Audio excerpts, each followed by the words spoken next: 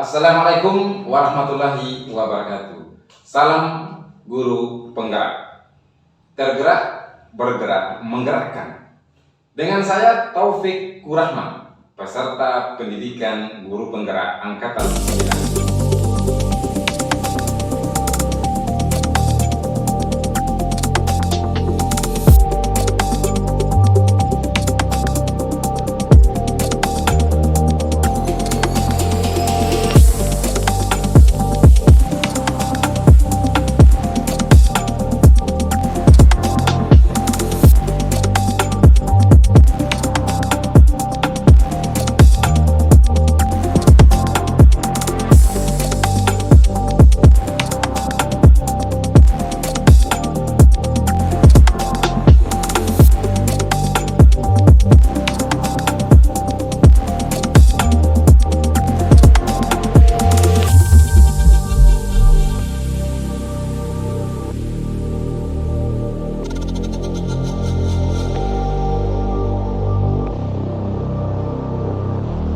Assalamualaikum warahmatullahi wabarakatuh. Waalaikumsalam warahmatullahi wabarakatuh. Ibu Kepala SDN 4 Tajuk, pada kesempatan ini dalam kegiatan CBT salah satunya ada tugas rekonstruksi, di mana kami akan melakukan kegiatan wawancara minimal 2 kepala sekolah sebagai atasan langsung yang ada di tempat tugas kami, dan alhamdulillah sudah dilaksanakan. Dan wawancara yang kedua adalah dilaksanakan ke kepala sekolah lain. Hari ini yang memang itu merupakan salah satu pilihan kita untuk kami wawancarai. Apa boleh? Boleh. Oke, alhamdulillah. Alhamdulillah, terima kasih kami sampaikan. Di mana dalam tugas ini ada beberapa pertanyaan yang saya akan sampaikan. Mungkin bisa kita mulai dari sekarang. Pertanyaan pertama, selama ini bagaimana kepala sekolah dapat mengidentifikasi kasus-kasus yang merupakan dilema etika atau rujukan moral? Sebelumnya terima kasih banyak Pak Taufik Kurahman, CPT 4 Angkatan 9 yang sudah memilih saya untuk diwawancarai. Saya merasa sangat dihargai, merasa tersanjung dan terhormat. Untuk melihat apakah masalah yang terjadi itu adalah masalah dilema etika atau rujukan moral, kita melihat masalahnya. Jadi di situ kan ada identifikasi. Pertama kita melakukan identifikasi. Oh, ini masalahnya. Kemudian siapa saja yang terlibat, aktor yang terlibat dalam masalah itu, siapa saja yang dirugikan, apa dampaknya pada anak, terutama ada nggak dampaknya terhadap anak, apakah berdampak secara langsung atau tidak langsung terhadap anak. Nah, kemudian banyak hal yang mesti kita kaji, yang mesti kita urutkan dia sehingga kita bisa katakan bahwa ini adalah dilema etika atau rujukan moral. Itu saja yang menjadi ujian kami selama ini ketika menghadapi masalah, apakah masalah itu termasuk dalam dilema etika atau rujukan moral. Oke, tapi di dalam penerapan keseharian di dalam menjalankan tugas atau fungsi sebagai kepala sekolah itu sering kali ditemukan. Mau tidak mau hal-hal seperti itu memang kadang-kadang sering kita temukan. Yang biasa terjadi biasanya ya dilema etika yang lebih banyak muncul. Iya betul. Jadi antara benar sama benar kan, tapi kita mesti memilah, memilah dan memilih mana yang terbaik di antara dua itu. Ya. Oke, sudah sangat bagus dan menarik dari apa yang dikatakan kami. Lalu pertanyaan yang kedua, selama ini bagaimana kepala sekolah menjalankan pengambilan keputusan di sekolah, terutama untuk kasus-kasus di mana ada 2 kepentingan yang sama, artinya sama-sama benar atau sama-sama mengandung nilai kebajikan? Bagaimana menyikapi kondisi itu? Biasanya untuk melihat, sekali lagi kan kita melihat merunut dulu masalahnya apa dampaknya ini kan, apakah berpengaruh terhadap 4 paradigma. Jadi kita dalam mengambil keputusan kita tidak boleh lepas dari 4 paradigma. Kemudian 9 langkah pengambilan keputusan. Jadi acuannya seperti itu. Ini masalahnya termasuk apa? Ini dampaknya ke depan akan seperti apa? Siapa saja yang dirugikan? Siapa saja yang pihak terlibat?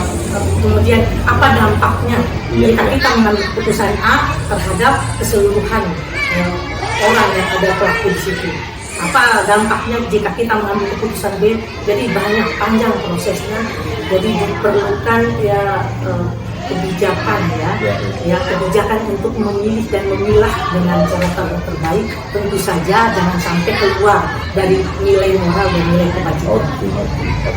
Oke, selanjutnya langkah-langkah atau prosedur seperti apa yang biasa kepala sekolah lakukan selama ini?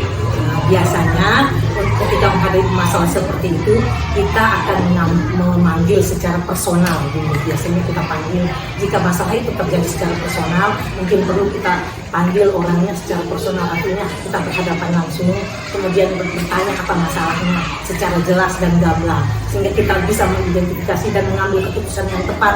Jadi jangan sampai ini salah hanya sumber dari satu.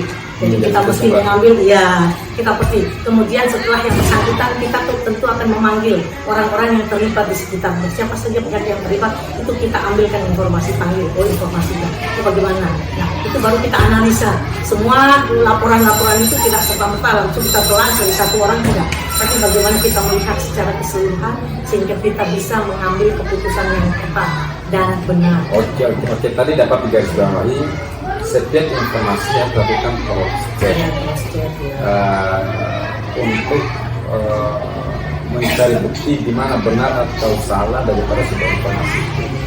Oke, terima kasih. Selanjutnya, hal-hal apa saja yang selama ini kepala sekolah anggap efektif dalam pengambilan keputusan pada kasus-kasus dilema etika? Yang paling efektif itu adalah ketika ada masalah langsung diputuskan satu, artinya langsung diselesaikan satu. Langsung diselesaikan. Jangan sampai menunggu tunggu besok, tunggu ini. Jadi bagaimana ada skala prioritas yang mesti kita laksanakan.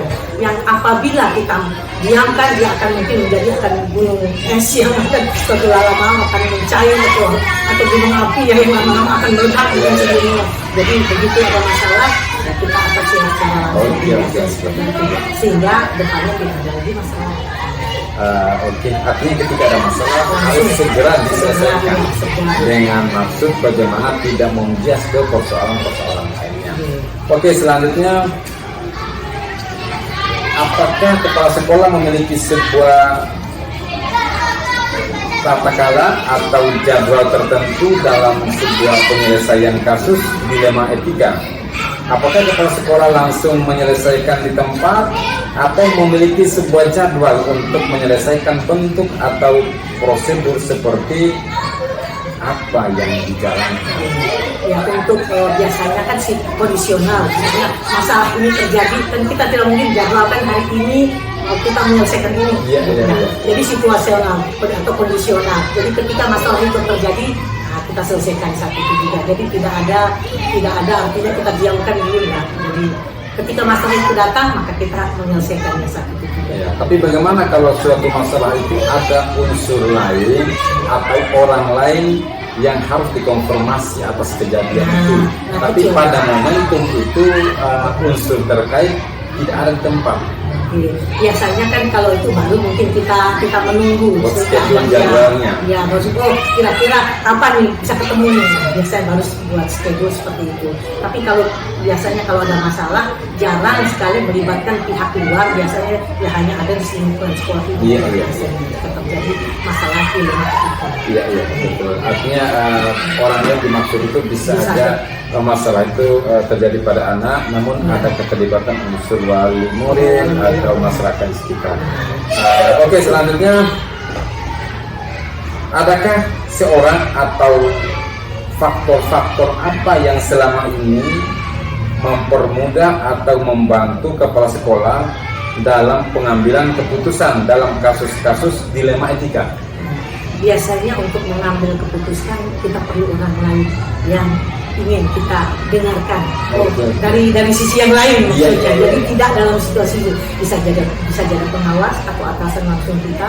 Jadi ada mungkin ada ide-ide yang bisa beliau sharing kepada kita. Artinya kan lebih jujur, jadi ya lebih jujur. Atau ada maksud yang lain ya. untuk menyelesaikan masalah itu. Biasanya saya melibatkan orang lain yang lebih paham, yang meminta pendapat yang lebih senior, biasanya pengawas atau orang-orang di sekitar kita di luar lingkup masalah yang terjadi, sehingga ketika mereka menawarkan, mereka akan berbicara dari hati ke hati tanpa ada unsur keberpihakan. Iya, artinya netralitasnya ada. Oke, kita udah di penghujung pertanyaan terakhir. Dari semua hal yang telah disampaikan, pembelajaran apa yang dapat kepala sekolah petik dari pengalaman sebagai kepala sekolah dalam pengambilan keputusan dilema etika?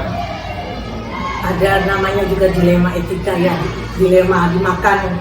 Kayak buah sup sebelah kama, dimakan, ibu mati, dan nggak dimakan bapak mati. Jadi biasanya seperti itu. Tapi bijak-bijaknya kita sebagai kepala sekolah untuk melihat ya, dengan jelas, oh ini masalahnya sebenarnya terjadi bagaimana, seperti itu misalnya. Jadi bagaimana kita melihat masalah itu dengan lebih secara jujur, secara gamblang ya, bagaimana sehingga kita bisa memutuskan yang terbaik. Jadi sekali lagi banyak hal yang harus kita pikirkan untuk mengambil sebuah keputusan yang tepat dan benar. Karena tidak mungkin sebuah keputusan yang kita ambil akan memuaskan semua orang. Ya, pasti akan ada yang pro, ada yang kontra terhadap keputusan yang kita ambil. Mungkin sebagai penutup, mungkin ada pesan-pesan khusus bagaimana yang menjadi harapan sebagai seorang kepala sekolah yang dimana melalui tahap proses pendidikan guru penggerak juga ada ingin memberikan pesan-pesan kepada kepala sekolah di dalam melakukan atau mengambil satu keputusan.